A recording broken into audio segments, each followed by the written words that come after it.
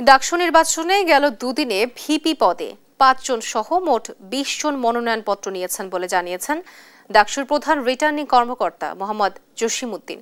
বুধবার বিকেলে মনোনয়নপত্র বিতরণ নিয়ে সংবাদ সম্মেলনে এ তথ্য জানান তিনি। বলেন, বুধবার ভিপি পদে 3 জন সহ 13 জন মনোনয়নপত্র নিয়েছেন। জমা হয়েছে 4টি ফর্ম।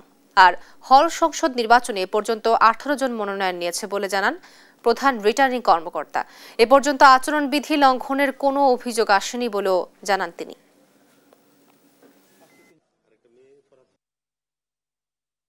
18টা হল থেকে গত 2 দিনে 18টি মনোনয়নপত্র ছাত্রছাত্রীরা নিয়েছে। কোনো ফর্ম মনে হয় জমা দেওয়ার রেকর্ড আমরা পাইনি। এই পর্যন্ত কেউ আচরণবিধি লঙ্ঘন করে নাই। তারা কেউ 5 জনের উপরে কোনো মিছিল অথবা স্লোগান দিয়ে আসে নাই কেউ। তারা আমাদের আচরণবিধি যেভাবে আছে, তারা যেভাবে অ্যাকসেপ্ট করেছে সেভাবে তারা আসছে।